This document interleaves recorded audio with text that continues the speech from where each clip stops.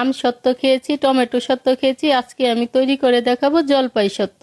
জলপাই দিয়ে শুধু আচারই তো তৈরি করে থাকি, কিন্তু জলপাই সত্ত্ব যে এতটা মজার হয় না বানালে বুঝতেই পারতাম না। জলপাই সত্ত্ব তৈরি করার জন্য এখানে আমি আধা কেজি জলপাই সিদ্ধ করে এর বিচিটাকে ফেলে দিয়েছি। এখন সিদ্ধ করে নিয়ে এই জলপাইগুলো ব্লেন্ডারে নিয়ে মিহি একটা পেস্ট বানিয়ে নিব। এখন এই মিহি করা পেস্টটা কড়ার মধ্যে দিয়ে 5 মিনিটের মতো জাল করে নিচ্ছি। 5 মিনিট জাল করে নেওয়ার পর এবার এর মধ্যে দিয়ে দিচ্ছি স্বাদ মতো লবণ আর 1 কাপ চিনি দিয়ে আবারও খুব ভালো করে জাল করে নিচ্ছি। কিছুক্ষণ জাল করে নেওয়ার পর চিনিটা গলে গিয়েছে আর এটা কিন্তু এখন ফুটতে শুরু করবে, তাই এটাকে আপনাকে সাবধানে ঢাকনা দিয়ে দিয়ে জাল করে নিতে হবে। লো আছে প্রায় 10 মিনিটের মতো জাল করে নেওয়ার পর এবার এর মধ্যে দিয়ে দিচ্ছি 1 চা চামচ চিলি ফ্লেক্স আর 1 চা চামচ বিট লবণ দিয়ে আবারও খুব ভালো করে জাল করে নিচ্ছি। জলপাই সত্ত্ব তৈরি করার সময় এখানে টক ঝাল মিষ্টিটা নিজেদের স্বাদ অনুযায়ী দিয়ে দিবেন।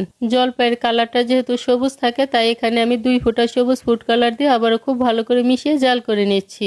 এখন জলপাই সত্ত্বটাকে রোদে দেওয়ার জন্য স্টিলের একটি থালার মধ্যে সামান্য পরিমাণ সরিষার তেল মেখে নিয়েছি। এখন মিশ্রণটাকে এই থালার মধ্যে ঢেলে ছড়িয়ে দিচ্ছি। তারপর 2 দিন কড়া রোদে রেখে ভালো করে শুকিয়ে নিচ্ছি। আর রোদের ব্যবস্থা না থাকলে চুলার নিচে অথবা ফ্যানের নিচে রেখেও শুকিয়ে নিতে পারবেন। 2 দিন রোদে রেখে শুকিয়ে নেওয়ার পর এবার সাইড থেকে আমি এটাকে তুলে তারপর ছোট ছোট টুকরো করে কেটে নিচ্ছি। ব্যাস তৈরি হয়ে গিয়েছে জলপাই দিয়ে মজাদার জলপাই সত্ত্ব।